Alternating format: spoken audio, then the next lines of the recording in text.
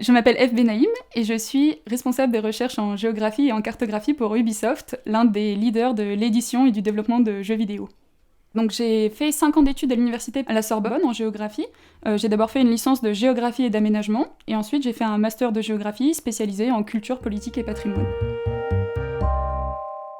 Alors, à l'origine, je savais pas quelles études je voulais faire, parce que j'étais le genre d'élève et d'étudiante qui aimait bien un peu tout, et qui se plaisait dans un peu tout. Donc pour moi, c'était compliqué de trancher pour une filière ou pour une autre. À la Sorbonne, j'ai pu rentrer par une classe qui s'appelle le parcours pluridisciplinaire bilingue. C'est une classe dans laquelle on peut tester un peu toutes les matières en anglais, donc on peut faire de l'histoire, de la philo, de la géo.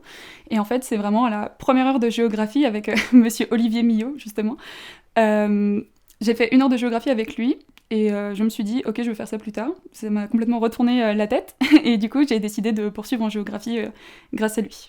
Quand j'ai décidé de rentrer en licence de géographie, j'ai été amenée à me rendre compte que la géographie était une discipline très vaste, dans laquelle on pouvait faire des choses qui allaient de la climatologie à l'étude des reliefs, jusqu'aux disciplines plus humaines, culturelles. En passant évidemment par la cartographie et l'informatique.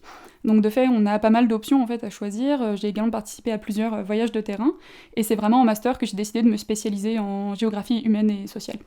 Je pense que l'une des clés de la réussite en géographie à l'université, c'est de rester ouvert et curieux de tout ce que vous allez apprendre et découvrir. C'est une discipline qui est très large et très vaste, et je pense qu'on se donne les meilleures chances dans cette matière en restant ouvert et curieux de toutes ces nouvelles choses à apprendre, de la géographie physique à la géographie humaine en passant par la cartographie. Alors, je suis responsable de recherche sur toutes les questions de géographie, de cartographie, mais également plus largement de sciences humaines chez Ubisoft. Donc c'est un éditeur de jeux qui s'attache beaucoup à fournir des environnements de jeu qui soient authentiques et inspirés dans une certaine mesure du réel. Et mon objectif avec l'équipe avec laquelle je travaille, c'est d'offrir du support auprès des studios qui créent les jeux pour leur permettre d'avoir du contenu qui va les inspirer à créer des environnements qui soient riches, complexes et inspirés par du réel et de l'authenticité. Alors au quotidien, je travaille dans une équipe qui est très polyvalente et agile, donc je suis amenée à remplir de nombreuses missions. La majoritaire étant la gestion en fait, d'une encyclopédie en ligne, qui est une espèce de base de référence scientifique pour nous, sur laquelle on va fournir du contenu multimédia, dans lesquels les équipes pourront puiser pour réaliser leurs univers. À côté de ça, on va également répondre aux questions que peuvent se poser les différentes personnes qui travaillent au studio sur des problématiques diverses et variées. Si ce sont des questions qui se posent à une échelle un peu plus large, on va pouvoir également proposer des conférences aux personnes qui travaillent dans les équipes.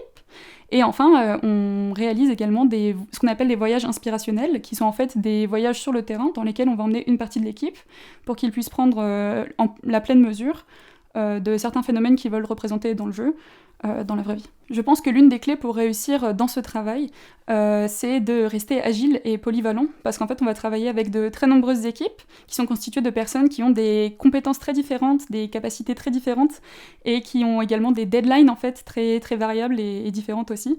Et c'est à nous justement de savoir identifier leurs différents besoins pour leur apporter l'aide la plus utile possible. Alors une compétence assez transversale que je déploie au quotidien, c'est l'anglais, car tout simplement nous travaillons à l'international, donc c'est nécessaire pour nous de savoir parler en anglais, c'est la langue qu'on utilise entre nous. Je déploie beaucoup de compétences rédactionnelles aussi pour rédiger donc, les nombreux articles scientifiques qui constituent notre encyclopédie en interne. Également des capacités donc, géographiques et cartographiques. Apprendre la géographie à la faculté, ça a été l'occasion d'apprendre à décomposer notre univers et les différents systèmes qu'il compose, que ce soit des systèmes naturels, géologiques, humains ou urbains. Ce sont vraiment cet ensemble de couches qui constituent aujourd'hui, au final, l'univers dans lequel nous évoluons.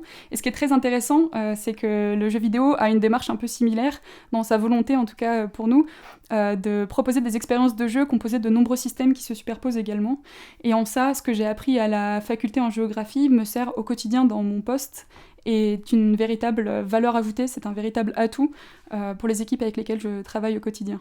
On a l'impression que nos profils pourraient être atypiques, parce que je suis géographe, que je travaille avec des historiens, des politologues, des sociologues, alors qu'en réel, nous avons une vraie valeur ajoutée sur les jeux sur lesquels nous pouvons travailler grâce à nos différentes expertises en sciences humaines.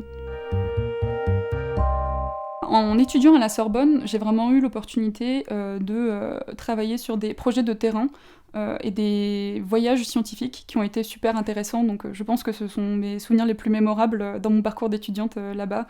J'ai pu voyager notamment au pôle Nord sur la trace des migrations de rennes et du changement climatique. J'ai également pu aller dans le désert pour travailler sur des problématiques liées à l'agriculture. Ça a été vraiment extraordinaire pour moi. Je suis passionnée de jeux vidéo depuis toujours. Et pourtant, je ne pensais pas forcément pouvoir en faire un métier, parce qu'en fait, je n'ai pas suivi de formation dans les écoles de jeux vidéo traditionnelles. Mais aujourd'hui, c'est une industrie qui évolue énormément et qui ouvre ses portes justement à de très nombreuses formes de profils. Donc si vous êtes vraiment passionné par ce milieu, je vous incite fortement à regarder les opportunités que vous pourrez peut-être y trouver, que vous n'aurez pas forcément soupçonnées et qui, vous voyez, m'ont permis aujourd'hui d'être au poste de mes rêves.